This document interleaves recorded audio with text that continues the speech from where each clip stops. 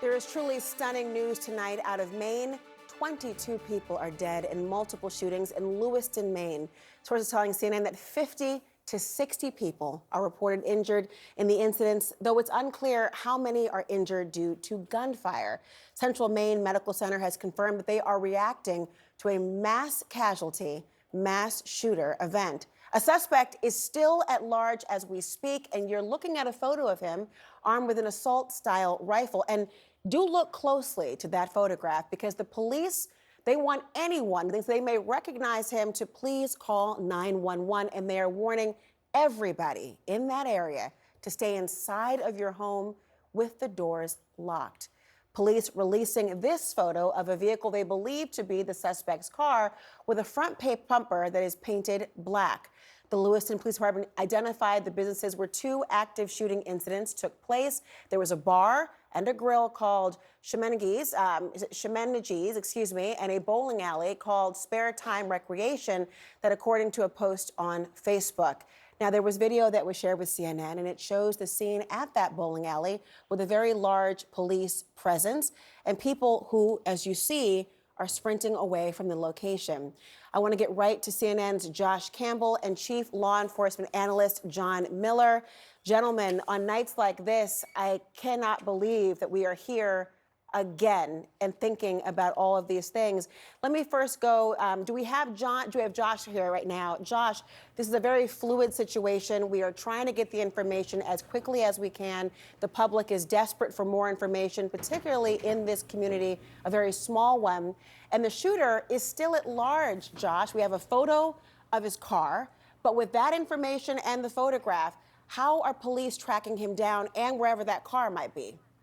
Well, this is a massive manhunt that is underway involving now multiple agencies. This occurred, as you mentioned, in a small community. Then what happened was police called in what's called mutual aid. They bring in resources from other neighboring police departments. The federal law enforcement officers are there, as well as the state police, just providing every type of resource that they can in order to physically try to find this person, but also gather information behind the scenes regarding, surveillance footage from the scenes of these two shootings, interviewing witnesses, trying to determine if anyone knew who this suspect was in an attempt to try to locate where he might be at this hour. Of course, making that so much more challenging for law enforcement is this is happening under the cover of darkness, and they are trying to identify and apprehend a shooter who has already killed 22 people, a mass murderer that they are on the hunt for now, who was using a high-powered assault-style rifle, according to police. I want to focus there on that rifle as we look at that photo. This was released by authorities from the bowling alley shooting. You can see a high-powered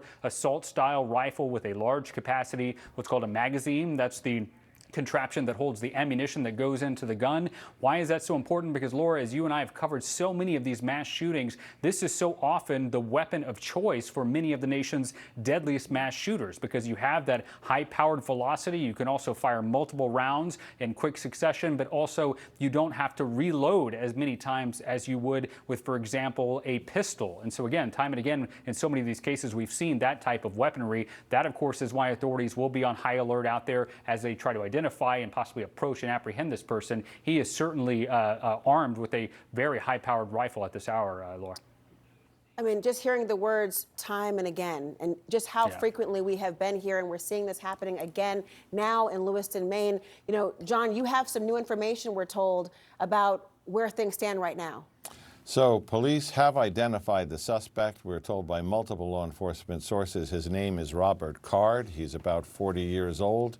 He he has a reason to look competent with this weapon. He's former military. He is reportedly still in the military reserves. He is a certified firearms and tactics instructor, which obviously makes him more proficient than even the average trained shooter. He is known to be attached to an Army Reserve unit up there in Maine, and he is still at large. He has got a white Subaru. That's the car we've seen in that photograph that apparently took him from one shooting location to another that is registered to him. And police are obviously saturating the area looking for Robert Card tonight as a person of interest in this case. The idea, and I heard you correctly, this is somebody with military experience, a reservist, someone who is well trained in how to operate a weapon, in fact, teaches it.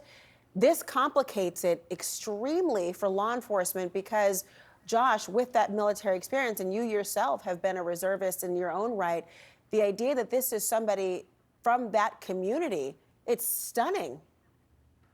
And particularly someone who not is just trained in the use of firearms, but also trains other soldiers in how to manipulate, how to accurately fire a weapon, certainly makes the situation more challenging. We know based on John Miller, who initially broke the number of victims here, sadly, that were killed, that gave us that insight very quickly that this was someone who was very precise with that high-powered assault-style rifle to be able to be that accurate in that shooting. That is obviously very telling. And you look at the video right there, the still shot that was released by authorities, you see someone in a tactical posture that indicates that it appears as though he knows how to manipulate that weapon. We now are indicating why that's the case. He's a firearms instructor, according to that reporting. And then lastly, if you look at this picture, you can see this individual looks like he's wearing cargo shorts.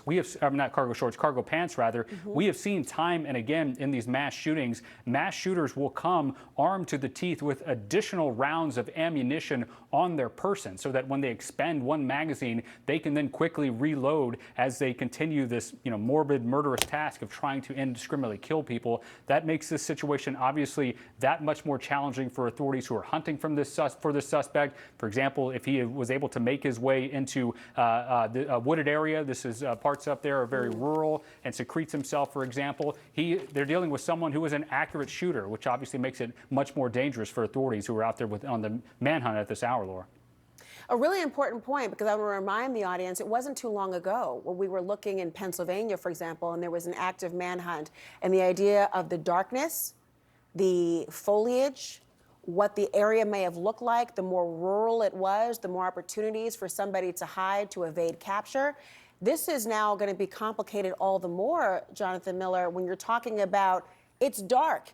You've got a rural area with a lot of tree cover, we understand at some point, and somebody who has the military training and also obviously a law enforcement officer who'd be trying to capture this person. Is there an even greater risk now? Well, there definitely is. And, what we do know is that according to law enforcement in Maine, they believe this individual has already killed more than 20 people, wounded dozens more, and is a highly trained tactician and expert in the handling of firearms who has military experience. That begs the question, when they find him, what will his intentions be? We know certain things, and Josh Campbell's very aware of this from his FBI experience, that based on the Bureau's studies of offender characteristics in active shooter situations, there are three notable outcomes: that the person is confronted by law enforcement and takes their own life, that the person is confronted by law enforcement and attempts to take their lives, or that the person surrenders. And, in this situation, given what has happened, this is going to be extraordinarily dangerous for law enforcement even to make this approach.